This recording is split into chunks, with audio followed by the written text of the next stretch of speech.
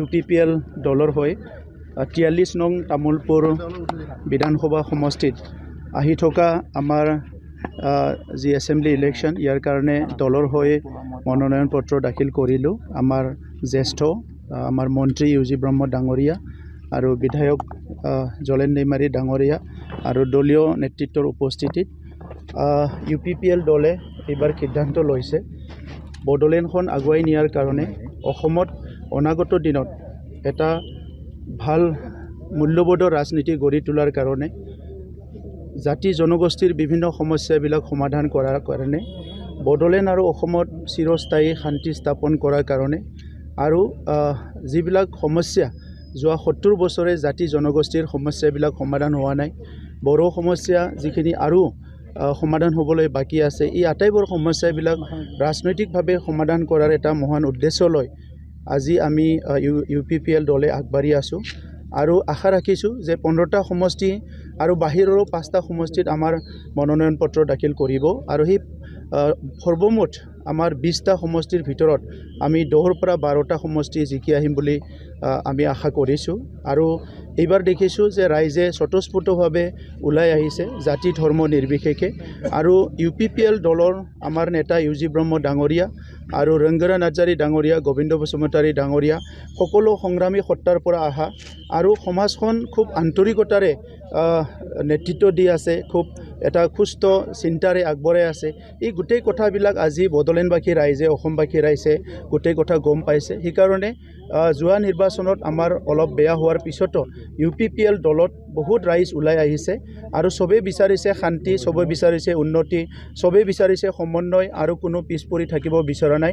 UPPLৰ এই মন্ত্ৰটো লৈ UPPL আগুৱাই যাব আৰু অসমত আমি এইবাৰ নিৰ্বাচনত বিজয় হৈ পেলাই অসমৰ যিটো নেক্সট বিধানসভা হ'ব, অসমৰ যিটো নেক্সট চৰকাৰ হ'ব, ইয়াত ডাঙৰ অংশীদাৰ হৈ পেলাই আমি জ্বলন্ত সমস্যাবিলাক সমাধান কৰিম। আমাৰ দলৰ সিদ্ধান্ত আছিলে আৰু তৃতীয় যিটো পদ সেইটো আমি চেষ্টা কৰিলে পাৱাৰ এটা আশা আছিলে, কাৰণ ইলেকশ্যন হ'লে তৃতীয় পদটো নাপাব নিশ্চয়তা নাছিলে। তথাপিতো আমাৰ দলে যে আমি আশা কৰিলোঁ যে তৃতীয় পদৰ কাৰণে আমাৰ পৰা কেণ্ডিডেট আমি পাইছোঁ, যেতিয়া আমি মনোনয়ন পত্ৰ দাখিল কৰিলোঁ, কিন্তু তাত কোনো নিৰ্বাচন নহ'ল, অপ্ৰতিদ্বন্দ্বীভাৱে আমি বিজয় হ'লোঁ। কিন্তু আমাৰ লক্ষ্যটো কাউন্সিল, আমাৰ লক্ষ্যটো এছেম্বলি আৰু পাৰ্লিয়ামেণ্টতো আমাৰ অলৰেডি 2জন MP আছে। গতিকে আজি আমাৰ MP 3জন হৈছে আৰু এই নিৰ্বাচনৰ পিছত আমাৰ দলে সিদ্ধান্ত ল'ব যে আমি পৰৱৰ্তী কাৰ্যসূচী কাৰ্যপন্থা আমি কেনেকৈ আগবাঢ়ি যাম। UPPL দলে যিটো সিদ্ধান্ত লয় সেইটো UPPLৰ চূড়ান্ত সিদ্ধান্ত, ইয়াৰ আৰু দ্বিতীয় সিদ্ধান্ত নাই আৰু ইয়াত। গতিকে আজি ইয়াত UG ব্ৰহ্ম ডাঙৰীয়া আছে, মই আছোঁ, জলেন দৈমাৰী আছে, তো ইয়াত আমাৰ কথাটোৱে চূড়ান্ত সিদ্ধান্ত, ইয়াত আৰু দ্বিতীয় সিদ্ধান্ত নাই। গতিকে তামোলপুৰীয়া ৰাইজ মাৰবান্ধি থিয় হৈছে তামোলপুৰৰ সন্তানক আকৌ জিকোৱাৰ কাৰণে।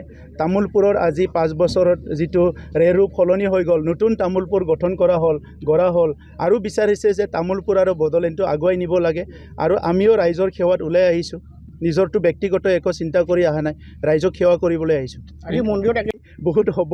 বিশ্বজিৎ দৈমাৰী দা আমাৰ জ্যেষ্ঠ হয়, আগৰ পৰা সংগঠনত যেতিয়া কৰি আছিলোঁ লগ পোৱা, ৰাজনীতিটো ক'ৰবাত লগ পাইছোঁ, তেখেতে কেতিয়াবা বিৰোধীত আছে, ক'ৰবাত আছে।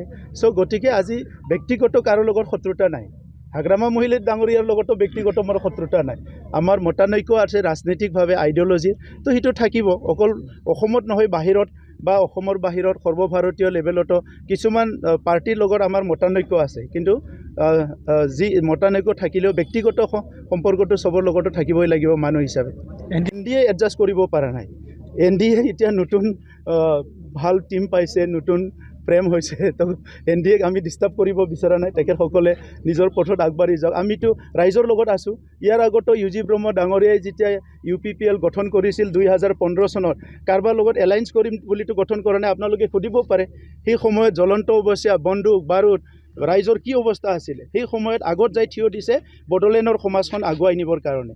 গতিকে আজি কোনোবা কেতিয়াবা টিম আমাৰ লগত থাকিব নাথাকিব, ৰাজনীতিত তেনেকৈ বহুত আহিব যাব, কিন্তু এতিয়া বড়োলেণ্ডৰ 35 লাখ জনগণ, অসমৰ 3 কোটি জনগণ, কোনে কিবা যোৱা 70 বছৰত ভাল ৰাজনৈতিক নেতৃত্ব পাইছে পোৱা নাই, ৰাজনৈতিক সুবিধাবিলাক পাইছে পোৱা নাই। এই গোটেই পৰিৱেশবিলাক লৈ পেলাই আমি আমাৰ মিছন আৰু ভিজনটো বনাইছোঁ আৰু তেনেকুৱাই আমি আগবাঢ়ি যাম।